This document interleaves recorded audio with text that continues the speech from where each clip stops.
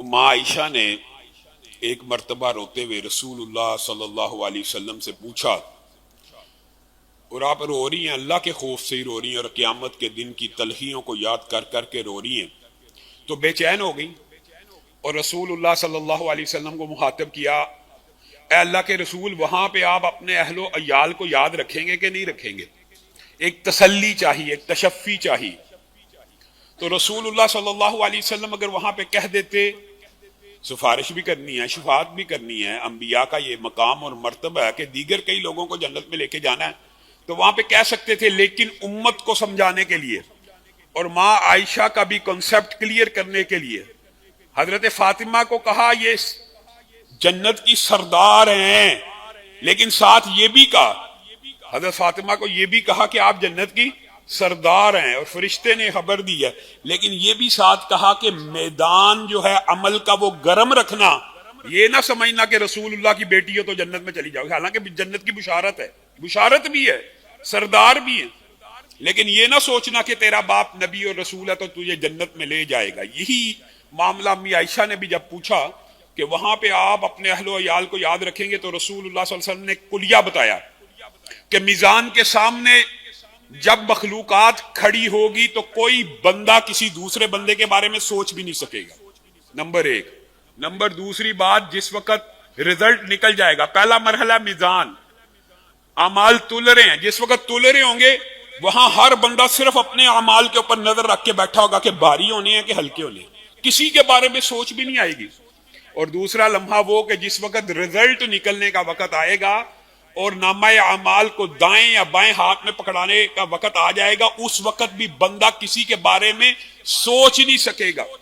اور تیسری جگہ رسول اللہ صلی اللہ علیہ وسلم نے بیان کی کہ پل صراط کے اوپر جس وقت بندہ چل رہا ہوگا اور پل صراط کو جہنم کے اوپر بچھا دیا جائے گا اور لوگ اس کے اوپر سے گزر کے ہی جنت میں جا سکتے ہیں، تو اس مقام پہ بھی کوئی بندہ کسی دوسرے کے بارے میں سوچ ہی نہیں سکے گا۔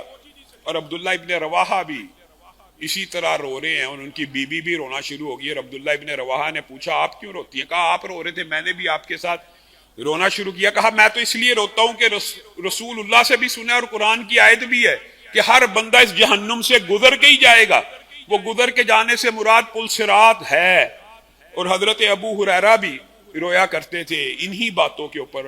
اور حضرت عبداللہ ابن مسعود کا ایک عجیب و غریب واقعہ صحیح سند سے کہ آپ ایک لوہار کی دکان سے گزرے، لوہار کی دکان سے، اور وہاں پہ لوہا کوٹنے والوں نے ایک بھٹی لگائی ہوتی ہے جس سے وہ لوہے کو پگھلاتے ہیں، تو جب وہ اس آگ کو دیکھ رہے ہیں تو رونا شروع ہو گئے، لوہار کی آگ کو دیکھ کے۔ ہم بھی تو روزانہ آگ کو دیکھتے ہیں، ہماری طبیعت کے اوپر کیا کوئی اثر پڑتا ہے، کوئی فرق پڑتا ہے، کوئی دل کی دنیا بدلتی ہے؟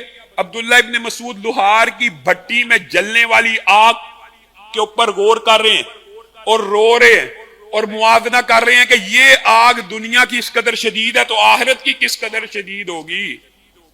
عبداللہ ابن عمر بھی روتے ہیں۔ یہ صحابہ کے خیر رونے کے طویل تر واقعات ہیں، لیکن ہاں یہاں پہ رسول اللہ صلی اللہ علیہ وسلم کی عظمت کی صحیح مسلم کی اور دیگر کتب کی وہ احادیث بھی سامنے آ جاتی ہیں۔ رسول اللہ سے صحیح سند سے ثابت ہے رسول اللہ صلی اللہ علیہ وسلم جن کے اوپر قرآن اترا وہ بھی قرآن پہ تدبر کیا کرتے تھے، اور قرآن کے اوپر غور کرتے کرتے حضرت ابراہیم کی اس آیت پہ پہنچے کہ ابراہیم اللہ رب العزت کو کیا کہیں گے، ربی انہن اضللن والی جگہ پہ بتوں کی مقام کے اوپر کہ انہوں نے بہت سے لوگوں کو گمراہ کیا، اور حضرت عیسیٰ کی آیت پہ پہنچے کہ ان تعذبہم فانہم عبادک، تو رسول اللہ صلی اللہ علیہ وسلم زاروں کتار ہونا شروع ہو گئے کہ ایک ابراہیم نے اپنی امت کے لیے کیسی دعا کی، ایک عیسیٰ نے اپنی امت کے لیے کیسی دعا کی، تو رسول اللہ صلی اللہ علیہ وسلم براہ راست اللہ سے مخاطب ہو کے رونا شروع ہو گئے، امتی امتی، صحیح سند سے ہے۔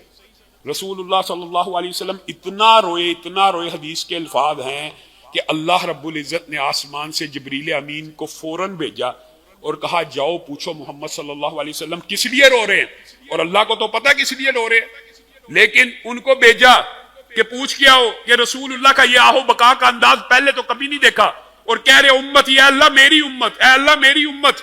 اور یہ اللہ کی قسم، ربما یود الذین کفروا لو کانوا مسلمین، اللہ کی قسم یہ بہت بڑا احسان ہے میرے اور آپ کے اوپر، ہم پیدائشی مسلمان ہیں، نہ محنت کی، نہ اسٹرگل کی، اللہ تعالیٰ نے سیدھا مسلمانوں کے گھرانے میں پیدا کر دیا. ربما یود الذین کفروا، ایک دن آنے والا ہے کہ ہر کافر یہ خواہش کرے گا، امید کرے گا کاش صرف مسلمان ہی ہوتا، بس صرف مسلمان ہی ہوتا، کاش میں اور آپ مسلمانوں کے گھروں میں پیدا ہوئے، ہمیں اس نعمت کا ادراک اور شعور نہیں. اور اس سے بھی بڑی نعمت کہ رسول اللہ کے امتی بن گئے ہیں، ایسے نبی کے امتی جو رو رہے ہیں، آہو بکا کر رہے ہیں. جبریل کو کہتے ہیں میں اپنی امت کے غم میں رو رہا ہوں، میری امت کے افراد بھی جہنم میں جائیں گے. جبریل امین نے جا کے اللہ کو بتایا. اللہ رب العزت نے جبریل امین کو کہا جائیے رسول اللہ کو کہہ دیجئے. یہ کتنی بڑی خوشخبری ہے کہ آپ کی امت کے بارے میں آپ کا رب آپ کو خوش کر دے گا. آپ کی امت کے بارے میں آپ کا رب آپ کو راضی کر دے گا، آپ کو خوش کر دے گا. تو رسول اللہ صلی اللہ علیہ وسلم کو تسلی ہوئی، تشفی ہوئی. ورنہ رسول اللہ صلی اللہ علیہ وسلم خود جب پل صراط کا واقعہ بیان کیا کرتے تھے تو اس کی تفصیلیں بیان کرتے تھے کہ وہاں پہ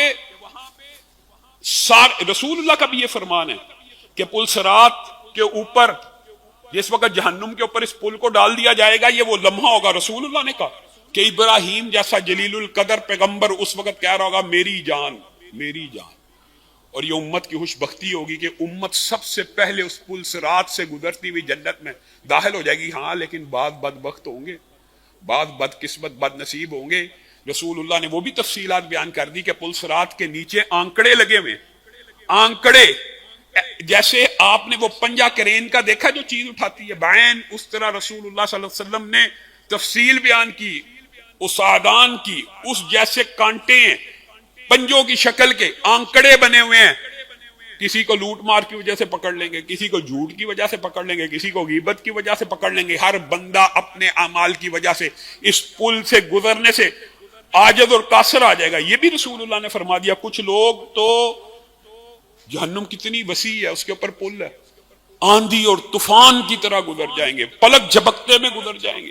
کچھ لوگ اڑتے اڑتے رڑتے رڑتے آہستہ آہستہ ایک طویل سفر کے بعد کراس کریں گے. کچھ گرتے پڑتے بالآخر پہنچ جائیں گے، اور اکثریت جب اس کے اوپر سے گزرے گی تو گر جائے گی. اللہ رب العزت اس مقام سے ہم سب کو بچائے. اور رسول اللہ صلی اللہ علیہ وسلم کی دیگر احادیث یہ بھی بیان کرتی ہیں.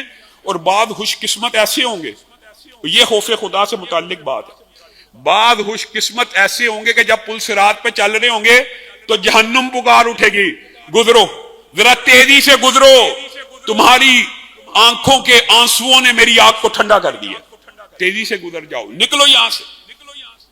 اللہ رب العزت ہمیں ان خوش نصیبوں میں بنائے اور اس دنیا میں آنسو بہانے کی توفیق دے. ورنہ رسول اللہ صلی اللہ علیہ وسلم نے فرمایا جہنم میں ایک جہنمی کے، دو کی یا تین کی یا سارے جہنمیوں کی بات نہیں، ایک جہنمی کے آنسو اس قدر زیادہ ہوں گے، اس قدر زیادہ ہوں گے ایک جہنمی کے.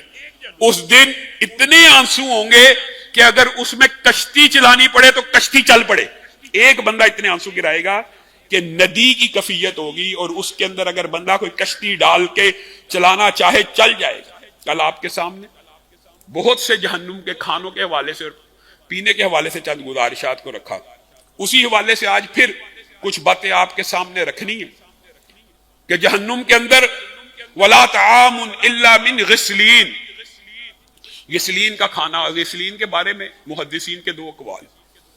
ایک وہ زخم جو انسان کو آتا ہے تو جب وہ خشک ہو جاتا ہے اس کے اوپر ایک کھرینڈ سا بن جاتا ہے، براؤن سکار سا بن جاتا ہے.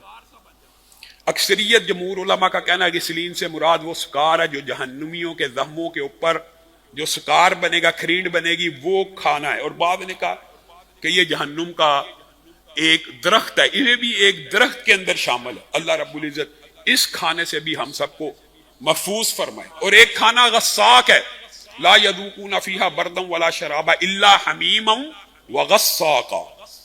یہ ایسا بدبودار زہریلا مادہ ہے، صحیح حدیث میں آتا ہے کہ یہ انسان کو جہنمیوں کو کھلایا جائے گا. اور اس کی حقیقت یہ ہے کہ اگر اس کا ایک ڈول زمین پہ اتار دیا جائے تو زمین و آسمان کی تمام مخلوقات میں بدبو پیدا ہو جائے.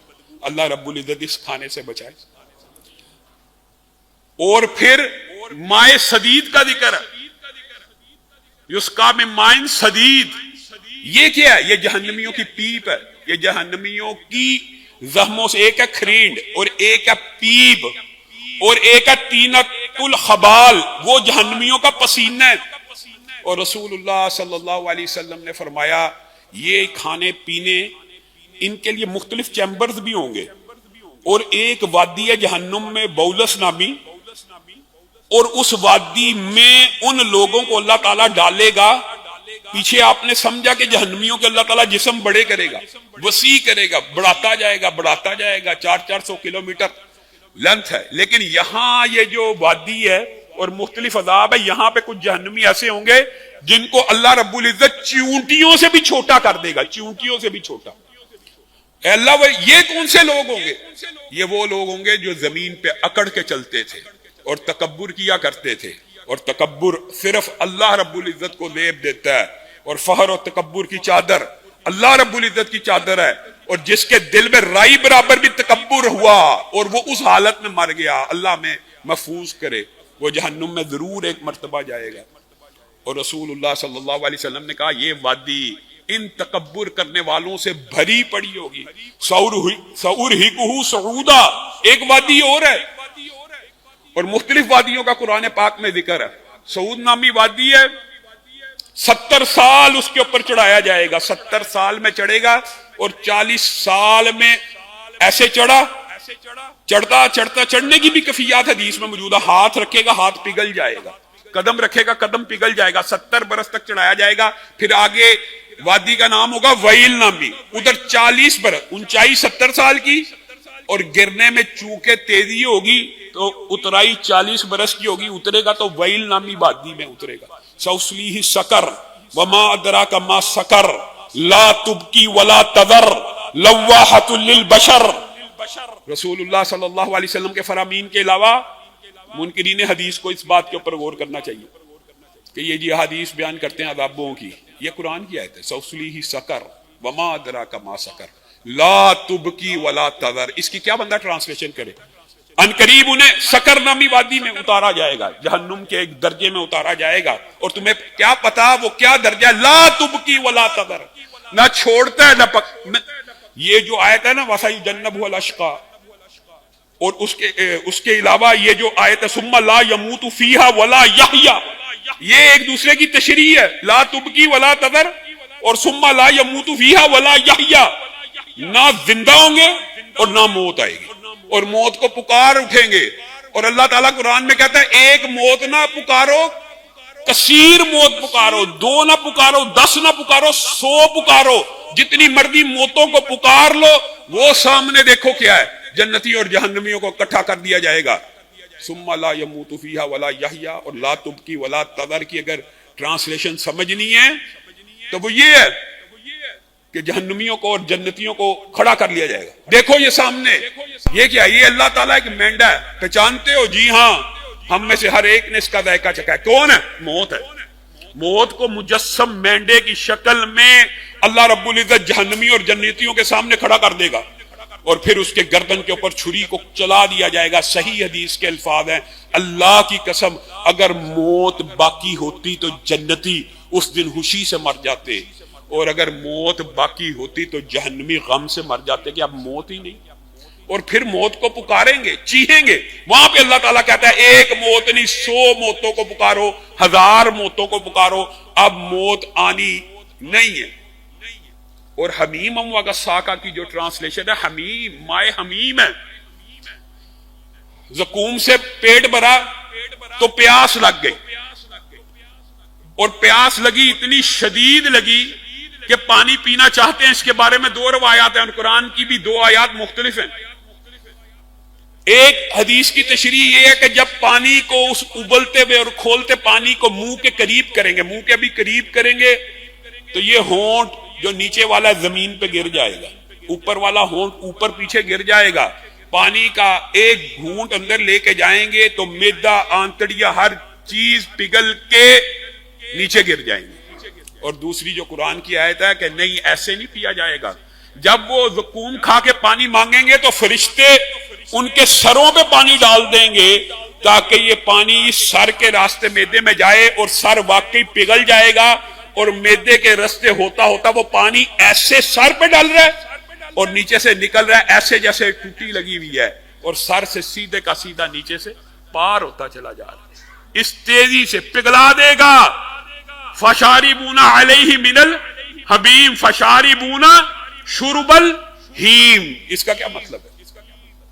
اور پھر جب کھانا کھا چکے ہوں گے تو پانی پلایا جائے گا، اور وہ پانی انسان کی یہ حالت کر دے گا کہ سر سے ڈالا جائے تو زمین پہ گر رہا ہے، منہ سے ڈالا جائے ہونٹ زمین پہ گر رہے ہیں، میدا آنتڑیاں گل سڑ کے زمین پہ گر رہی ہیں۔ فشاربون شرب الہیم، لیکن وہ ایسے پیئیں گے جیسے پیاسا اونٹ پیتا ہے، پینا بھی مجبوری ہے۔ اور اس اونٹ، ہیم اس اونٹ کو کہتے ہیں بنیادی طور پہ عرب میں، جس کے بارے میں آپ نے مختلف روایات سنی ہوں گی۔ ایک اونٹ ہوتا ہے جب کوئی زہریلی چیز کھا لے، سانپ نکل جائے، کوئی ایسی چیز جو، تو اس کو شدید پیاس لگتی ہے، اتنی پیاس لگتی ہے کہ وہ پانی پی پی کے ہی مر جاتا ہے اور اس کا پیٹ پھٹ جاتا ہے، ایسی بیماری کو کہتے ہیں۔ تو انسان کل قیامت کے دن اس طرح اس پانی کو کھولتے ہوئے پینے کی کوشش کرے گا جیسے وہ پیاسے اونٹ پیتے ہیں، اور پیتا چلا جائے گا۔ اللہ رب العزت مجھے اور آپ کو ان عذابوں سے محفوظ رکھے۔ اور تانبے کے پانی کے، کھولتے ہوئے تانبے کے پانی کا اللہ تعالیٰ نے ذکر کیا۔